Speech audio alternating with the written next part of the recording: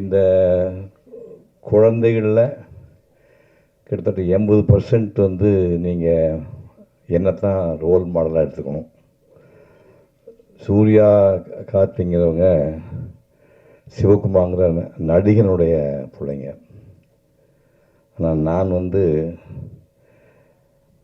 ஒரு ஏழை தாயினுடைய மகன். இப்போ நீங்கள் நிறைய பேர் சொன்னீங்க அப்பா இல்லை அம்மா இல்லை சொன்னீங்க. அந்த மாதிரி நான் பிறந்த போதே என் தந்தையார் இருந்து விட்டார். எங்கள் அப்பா என்ன கலர்னு எனக்கு தெரியாது. எனக்கு தெரியாது. அம்மாவுக்கு படிப்பறிவு கிடையாது. ஒரு வானம் பார்த்த பூமி ஒரு 8 ஏக்கராக வச்சுட்டு போயிருந்தார். அது கூலிக்கு 4 ஆளை வச்சுட்டு அம்மாவும் கூலி வேலை செய்வாங்க.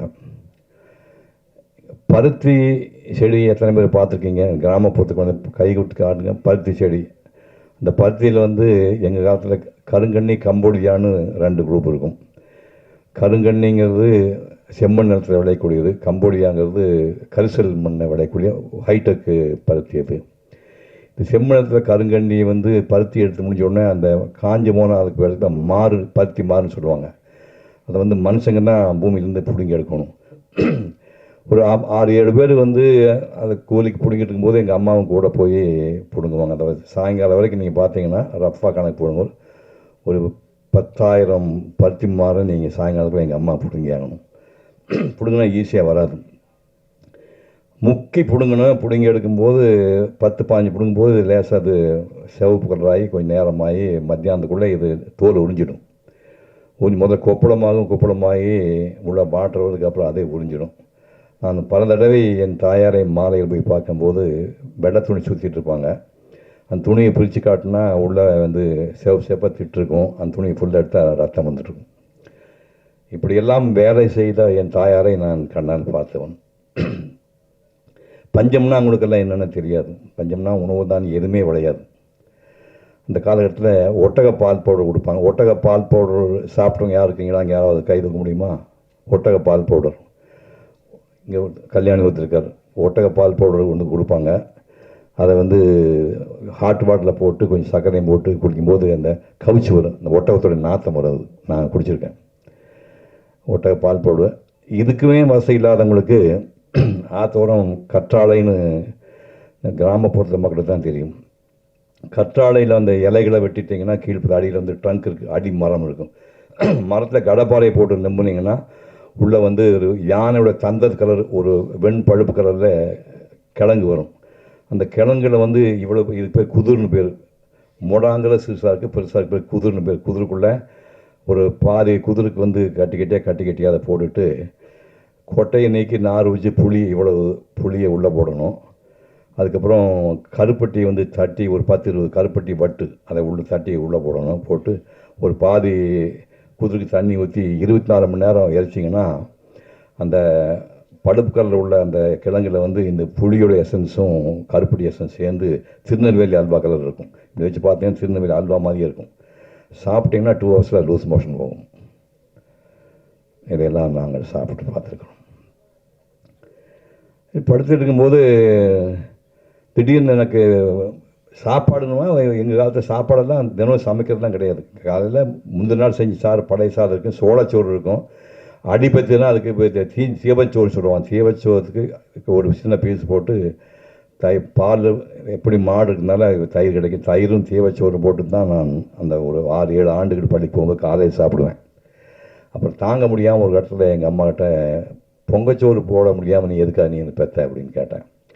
அது எங்கள் அம்மா ஒரு பேசாமல் படந்தேன். அது ஒன்று சொல்லாமல் எப்படியோ கடனோடு வாங்கி ஒரு பிடி அரிசி மட்டும் வச்சுருந்தேன். அந்த ஒரு பிடியை வந்து போட்டு சமைச்சு அரிசியும் பருப்பு சாதம், கோயம்புத்தூர் ஜில்லாவில் உள்ளவங்க தான் தெரியும், நீங்கள் லெமன் ரைஸ் சொல்லுவீங்க, இல்லை அது அரிசியும் பருப்பு சாதம் செஞ்சு பள்ளிக்கூடத்துக்கு போகிற அன்றைக்கி மட்டும் அந்த பாத்திரத்துக்குள்ளே போட்டு எங்கள் அம்மா அனுப்புவாங்க. மற்ற நேரத்தில் கிடைக்காது. சாயங்காலம் கொள்ளு, தட்டைப்பயிறு, பச்சைப்பயிறு, சுண்டல், அதான் நைட் சாப்பாடு. இப்போ போகும்போது ஊருக்குள்ளே பள்ளிக்கூடம் கிடையாது, மின்சாரம் கிடையாது, டாய்லெட் கிடையாது, குடி தண்ணீர் கிடையாது. பக்கத்தில் ஒரு கிலோமீட்டர் தூரத்தில் ஒரு ஊரில் போய் படிக்கிறோம்னா அங்கே வந்து தனியார் பள்ளிக்கூடம், ப்ரைவேட் வாத்தியார் ஒருத்தர் இருக்கிறாரு, கல்யாணசாமி நாடு இருந்தார். ஊருக்கு கோயிலை விட்டு தனியாக ஒரு மண்டபம்னு ஊருக்கு நடுவில் ஒரு மண்டபம் வந்துச்சு. அந்த மண்டபத்தில் வந்து தரைப்பகுதி இந்த ஹைட் இருக்கும், பூரா தூசி பறந்துட்டு இருக்கும். ஸ்கூலுக்கு வர வழியில் வந்து மாடு சாணம் போட்டுருந்தேன். சாணத்தை வந்து ஒரு கூடையில் நாங்கள் அள்ளிட்டு வந்து அதை அப்படியே கரைச்சி விட்டு முதல்ல சாணம் போட்டால் சாணத்தில் புகை வரும். சாணம் போட்டு பார்த்துக்கினேன் நீங்கள், மாடு சாணம் போட்ட உடனே அதில் ஒரு புகை வரும். அதை பாரு அந்த ஒரு அம்மா பார்த்துக்கணும். சாணம் போட்டு அந்த புகையோடு அந்த சாணத்தை எடுத்துகிட்டு போய் கூடையில் போட்டு பிசைஞ்சு கரைச்சி அதை வந்து மெழுகி விட்டு அதை காஞ்சதுக்கப்புறம் அதுதான் உட்காந்து ஒரு 30 பேர் நாங்கள் படித்தோம். அப்படி 1ஆம் கிளாஸுக்கு 1 ரூபா, 2ஆம் கிளாஸுக்கு 2 ரூபா, 3ஆம் கிளாஸுக்கு 3 ரூபா, 4ஆம் கிளாஸுக்கு 4 ரூபா, அப்புறம் 5ஆம் கிளாஸு நேராக சூடு பள்ளிக்கூடத்துக்கு போகணும். அந்த காலத்திலேயே வந்து ஒரு மேத்ஸில் ஜீனியஸாக இருந்தவர். நான் பல இடங்களில் இந்த கதை சொல்லியிருக்கேன். எங்கள் பசங்க கோச்சிக்குவாங்க, எங்கே போனால் இப்படியே சொல்லிட்டுங்களான்னு. இருந்தாலும் பரவாயில்ல, மன்னிச்சுக்க, இங்கேயும் சொல்கிறேன். ராம்ஜியாக சொன்னால் சந்தோஷமாக இருக்கேன். காலரைக்கால் காசுக்கு 4 அரைக்காய் கத்திரிக்காய், 1 காசுக்கு எத்தனை கத்திரிக்காய்? இப்போ நான் சொல்கிறீங்களா? காசு வச்சுருக்கேன் ரெடியாக, காசு வச்சுருக்கேன் சொன்னீங்கன்னா அது பாருங்கள், 1000 ரூபா கொடுக்குறேன். காரைக்கால் காசுக்கு 4 அரைக்காய் கத்திரிக்காய், 1 காசுக்கு எத்தனை கத்திரிக்காய்? இந்த கணக்கெல்லாம் 4 வயசுக்குள்ளே போட்டு 4ஆம் கிளாஸுக்கு முடிச்சுட்டு அப்புறம் அங்கே போனோம். அங்கே போனோம்னா 6, 7, 8க்கு 2.25 ரூபா ஃபீஸ், 9, 10, 11க்கு 5.25 ரூபா ஃபீஸ்.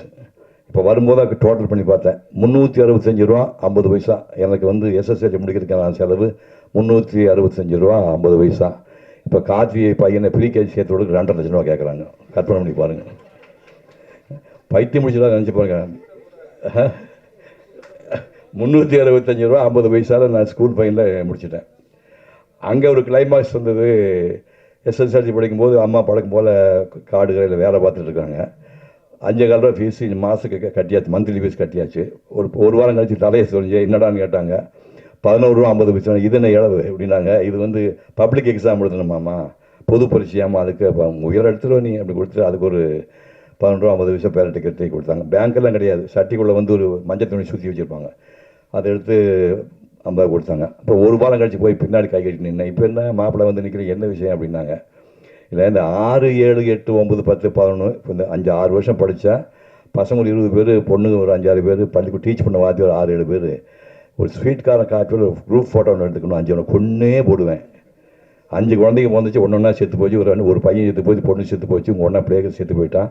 ஒரு பொண்ணுக்கு 5ஆவது குழந்தை கொன்னே போடு, பையன் பரவாயில்ல. நாங்கள் பேசாமல் வந்துட்டேன். அன்னைக்கு போய் அந்த எல்லாரும் போனாங்க. என்ன மாதிரியே கூட படித்தவங்கள நான் எப்பவும் 4th ரேங்க் தான், விட மாட்டாங்க. ராட்சச பையலுக்கு முன்னாடி 3 பேர் விடவே மாட்டேன். என்ன முக்குனாலும் விட மாட்டாங்க. 4th ரேங்க் தான், கஷ்டப்பட்டு படித்தேன். அந்த 1, 2, 3லேயும் 2 பேருக்கு வீட்டில் கையில் காசு கொடுக்கல. ஒரு 3, 3:30 மணிக்கு எல்லாம் பெஞ்செலாம் போட்டு ரெடி பண்ணிட்டாங்க. நான் 3 பேர் வெளியே போகிற பையன் தூக்கி தோடு போட்டு, எங்கடா போகிறீங்கன்னாங்க. வீட்டுக்குண்ணா. குரூப் ஃபோட்டோ என்னாங்க, அது காசு கொடுத்தவங்களுக்கு அப்படின்னா. ஓ, காசு கொடுக்கலையோ அப்படின்ட்டு பரவாயில்லப்பா, ஃபோட்டோவில் நின்று போனாங்க. அது கேவலமாக இருக்குது அப்படின்னு நம்ப மாட்டேங்க. எங்கள் குரூப் ஃபோட்டோ யார் வீடு இருந்தாலும் நான் பார்க்க மாட்டேன். இப்போ எங்கள் குரூப் ஃபோட்டோ வச்சுருந்தா நான் எனக்கு கண்டு கிட்டே இருக்கேன். குரூப் ஃபோட்டோ பார்க்க மாட்டேன், நம்பவே மாட்டேங்க. 50 ஆண்டுகள் வந்து நான் குரூப் ஃபோட்டோவை பார்க்கவே இல்லை. இப்போ நான் வந்து எங்கள் காலத்து இப்போ டிஜிட்டல் கேமரா வந்துடுச்சு. நான் வாழ்ந்த காலத்தில் வந்து ஃபிலிம் தான் இருந்தது. 192 படங்கள் நடிச்சு. ஆனால் எங்கள் புறமே டிஜிட்டலில் கிடையாது, ஒரிஜினல் ஃபிலிம் போட்டு தான் வந்திருக்கேன். நீங்கள் கணக்கு போட்டு பார்த்தீங்கன்னா ஒரு 4, 5 கோடி ஃப்ரேமில் இந்த முகம் இருக்குது. அந்த 5 ரூபா ஃபோட்டோ கிடையாது. ஏதோ கொஞ்சம் நீ கைதட்டுக்காக சொன்னீங்க. இப்போ எவ்வளோ நெஞ்சில் வலிக்கு நினச்சி பாருங்க. அந்த 5 ரூபா ஃபோட்டோ எனக்கு வாங்கி எடுக்க முடியல.